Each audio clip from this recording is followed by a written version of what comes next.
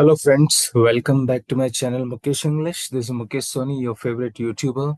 Friends, in this video, I'm going to revise the complete syllabus of second semester BCA, SCP syllabus, General English under Bangalore University. Your exams are approaching.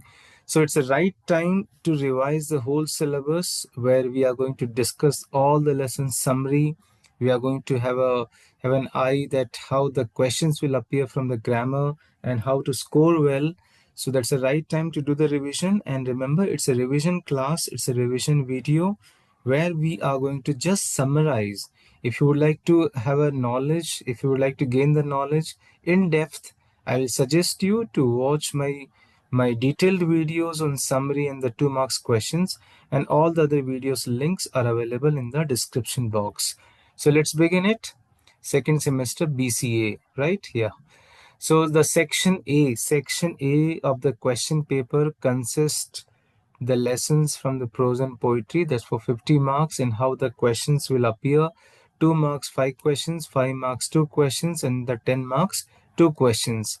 So which are the lessons do we have in that particular 50 marks?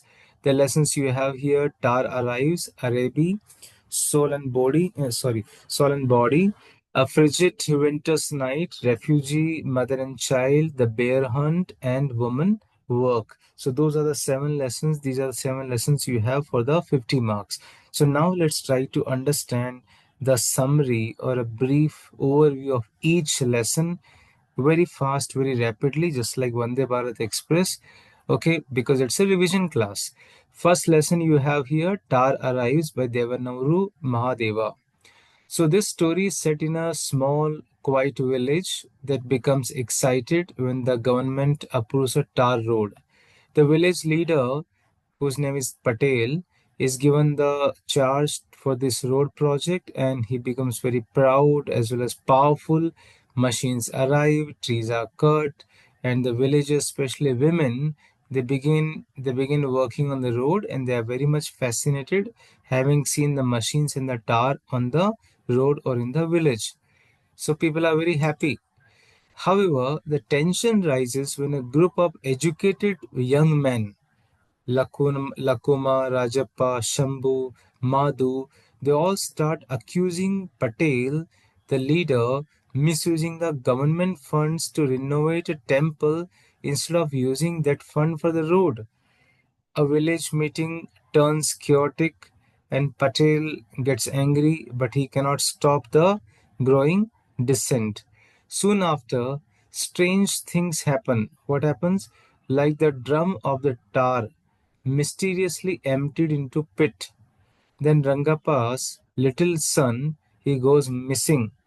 The next day, the police arrive and find the boy, Rangappa's boy, who was covered in the tar, and he was fit into the pit. He got stuck into the pit, but still he was alive, thank God.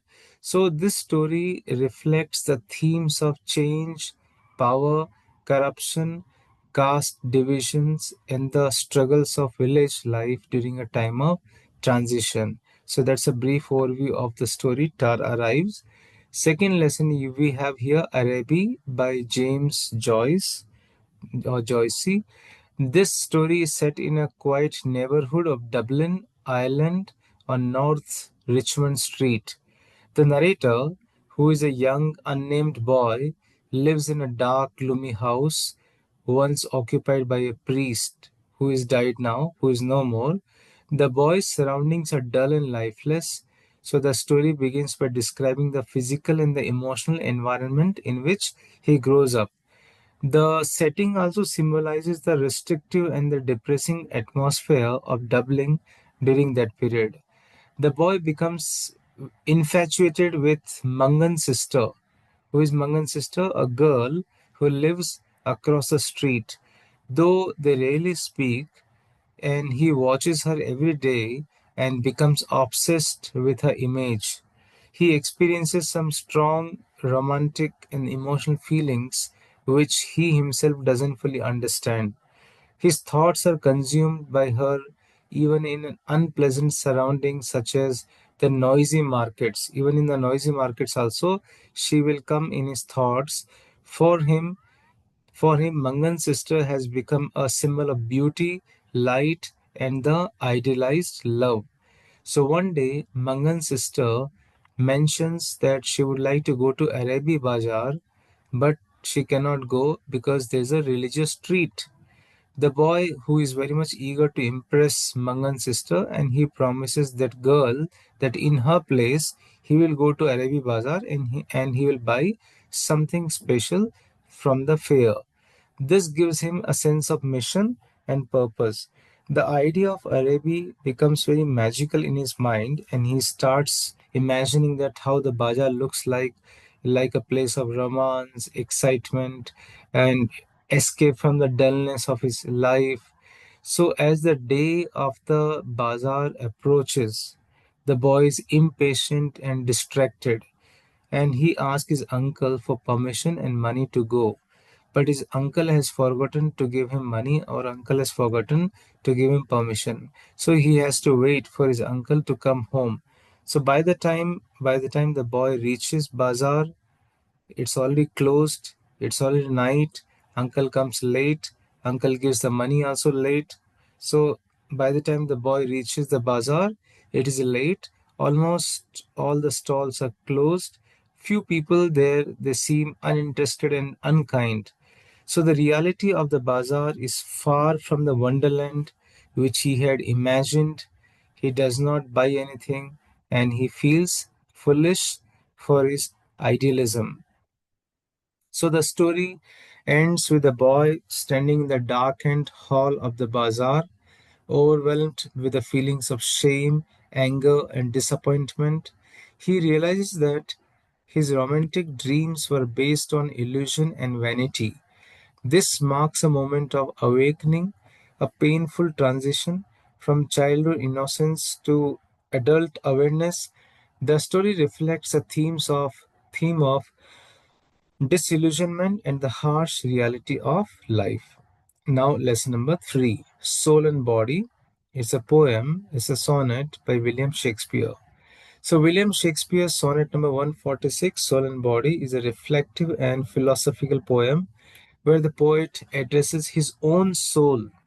He wonders why the soul, which is eternal and spiritual core of a person, suffers in neglect while so much attention is given to beautifying the outward body, which is temporary and very decaying.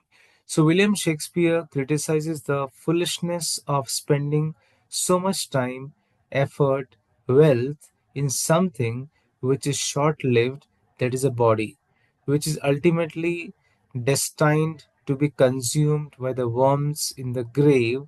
So instead, he urges the soul to draw strength and nourishment from the decline of the body. So he suggests that spiritual growth and inner richness are far more important than physical beauty and material wealth. So, in the final lines of this poem, William Shakespeare presents a powerful idea. What he says, if the soul lives wisely and grows spiritually, it can conquer death easily. So, once the death is overcome, there is no more dying, the soul becomes eternal.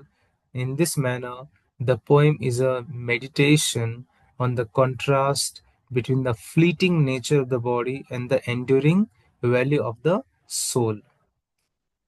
The fourth lesson, A Frigid Winter's Night, written by Munshi Premchand.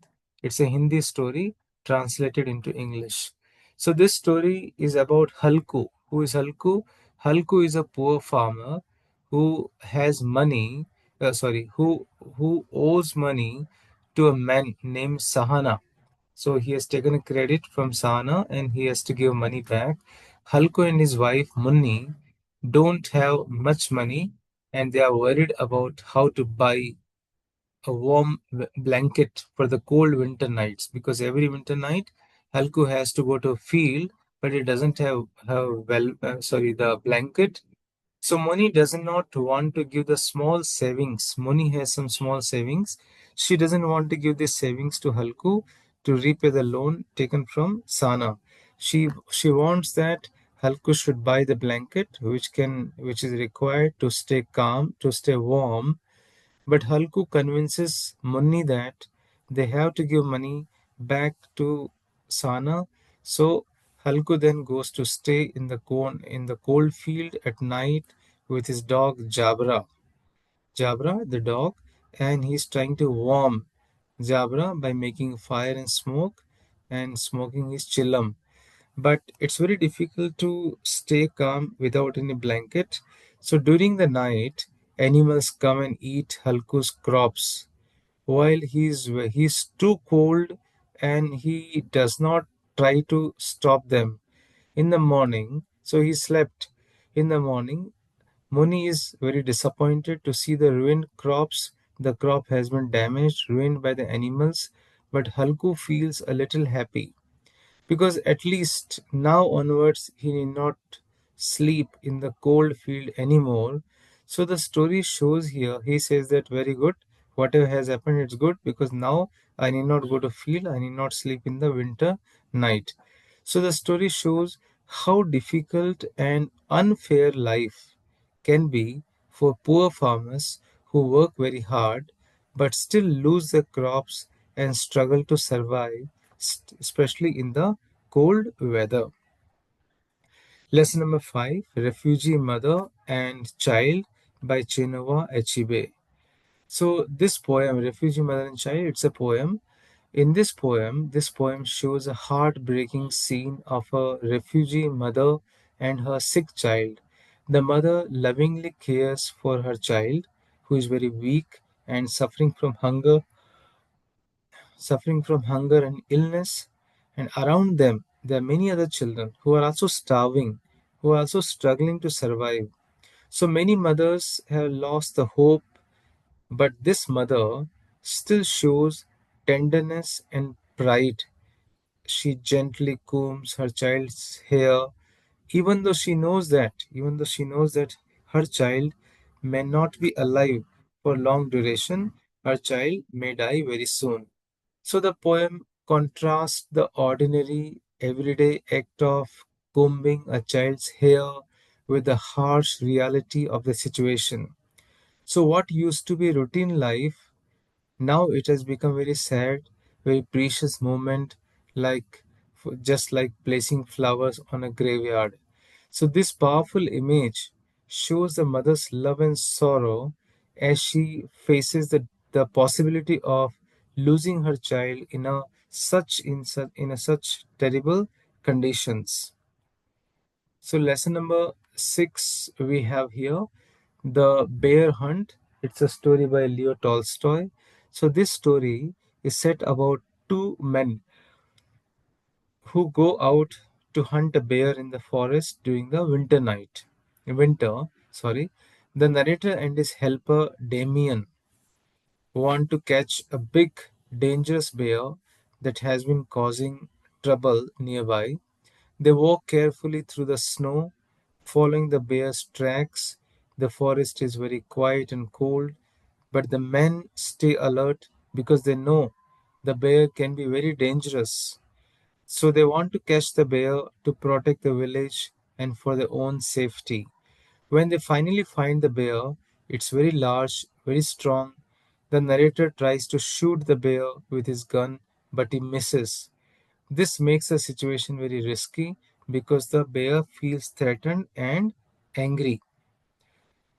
The bear attacks the narrator, but the person who is very skillful, Damien quickly comes to help the narrator. Damien uses a stick to scare the bear away and protect the narrator from the harm. The bear runs off into the forest and escape. The hunters escape safely. The story shows the bravery and the teamwork of two men. It also teaches that hunting wild animals is dangerous and unpredictable. Even experienced hunters can fail, and they must rely on each other. They must rely on each other to survive. So that's about bear hunt. Last lesson, Woman Work, poem by Maya Angelou. The poem Woman Work talks about a woman's daily life full of many tasks and many responsibilities. In the first part of the poem, the woman lists all the work she has to do. She has to take care of her children, fix the clothes, clean the floor, cook food, feed visitors, and even work outside in the garden and fields. So, this shows how busy and tired she feels because she has so many things to do. So, in the next section of the poem, the woman asks the nature to help her feel better. She asks the sunshine to shine on her and to the rain to fall softly. She wants the wind to blow her away so that she can rest.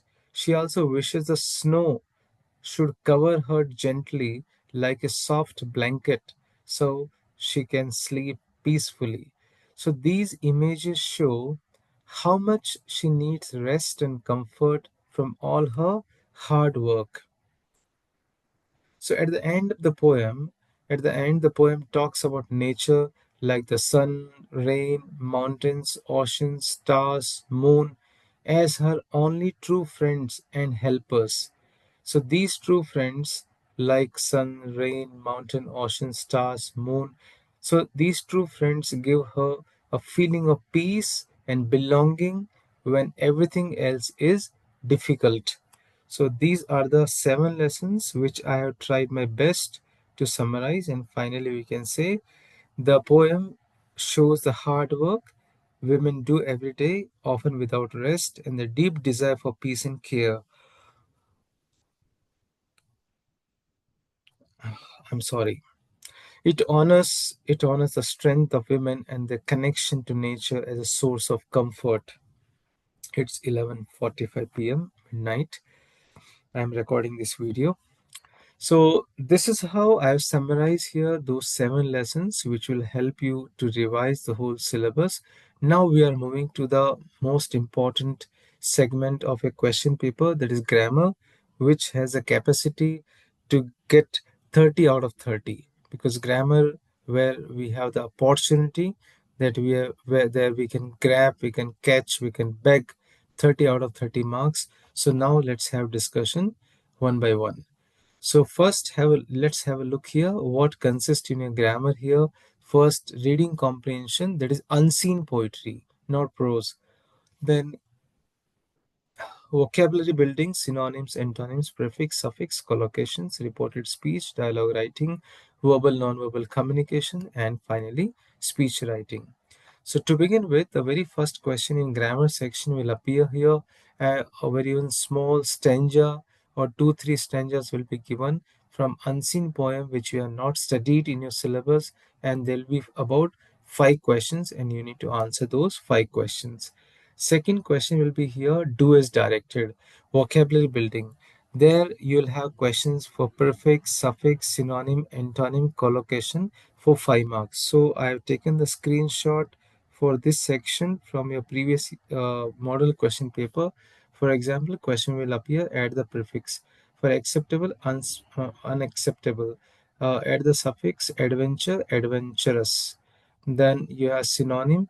Find the synonym impressed, pleased. Then antonym happy, sad. Collocation, find the correct collocation. Who can speak fluent English, who can write fluent English, who can read, who can listen. So the answer is here, who can speak fluent English. So like this, you'll be having 5 marks questions. Then the next question you'll be having here, reported speech, that is direct and indirect speech for 5 marks. So just to revise here, I have taken the screenshot here. She says that she is a little bit nervous. Similarly, we can say she has finished her work. So we'll connect here by that. Has will become here past tense had. Then let's go to question. The teacher asked, why are you so late? Why he was so late? So whenever W is question, we copy as it is. Next to this, there should be subject. Present tense will convert into past tense. Similarly, he said to her, are you leaving today? He inquired her whether or if she was leaving that day, right? Did you take part in that competition? She asked her whether or if she had taken part. Past tense will convert into past perfect tense, right? So you can watch my special video on this topic, direct and indirect speech. In the direct and indirect speech, I have given about 50 questions as an exercise. So that video will help you to get more command or direct and indirect speech. So 5 marks, important question, no choice. Now dialogue writing. So here you may be given you may be given a topic, you may be given a blank dialogues which you need to fill. So that is for 5 marks. Then you have here a one question. The next section you have communication skills, verbal communication, non-verbal communication. And here 1 mark questions will be asked here. So there will be 5 questions, and these 5 questions will be based on these themes: meaning of communication, types of communication, verbal communication components, words, tone, pitch, speed, clarity, non-verbal communication component, facial expression, body language, eye contact, gestures, touch, posture, space. Space means proximus, appearance, kinesics, advantages or examples of verbal non-verbal communication, relationship between verbal non-verbal communication. So 1 marks, 5 questions will be here. So for your convenience, what have I done here? I have brought the screenshot of the answer, even though you can watch my special video on communication skills, which will also give the same answers. The link is in the description box. So from communication skills, you have the questions like this, right? You can prepare these questions answers. I'm not going to read the answers here. You can pause the video and you can read it. So you have here, what is verbal communication? How does tone of voice affect communication? What are the examples of verbal communication? How do words convey meaning? Why is clarity important? What is the role of volume? Can verbal communication be both spoken and written? How does speed of speech affect message? Then, why is feedback important? How does word choice influence the message? What is non-verbal communication? How do facial expression convey emotions? How does body language affect communication? What is the significance of eye contact, gesture, posture? So these are the questions are here. Space means proxemics. Now nonverbal cues reinforce the verbal communication. Role of appearance, cultural difference, how does affect nonverbal communication? So these are the 20 questions. You can pause the video and you can prepare for the examination. So out of these 20 questions, definitely there'll be 5 questions out one mark answer, one line answer. Now, the last question in your syllabus, I mean to say in second semester BCA, you have here speech writing. So three types of speeches are here: welcome speech, vote of thanks, introducing the guest. So that's questions for 5 marks. It's very easy question, and I have done special video on speech writing. You can watch that video. The link is in the description box. And I given plenty of examples. So let me tell you, if you give welcome speech, any speech whichever you say, you should greet the audience first. You can say good afternoon everyone, good morning everyone. Then you should talk about you, who are you. So it's my pleasure to welcome on today's occasion. Today we are celebrating this event. Then you start giving welcoming from the external to the internal. Similarly, word of thanks and the introducing the guest.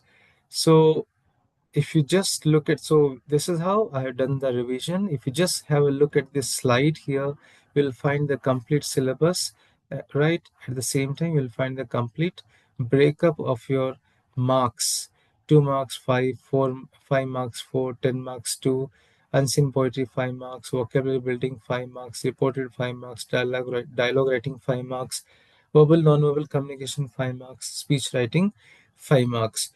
So friends, this is how I have tried my best to give you the best revision of second semester BCA General English under Bangalore University. So do it well, and also watch all my previous videos. All the videos links we will get in the description box or in the playlist. So friends, I wish you very good luck. Stay connected with my channel for the next 2 more semesters, and subscribe the channel if you have not yet done it, and how have you liked this video? How is it going to help you? Please do write in the comment box. So thank you. God bless you. Wish you all the best for the forthcoming examination.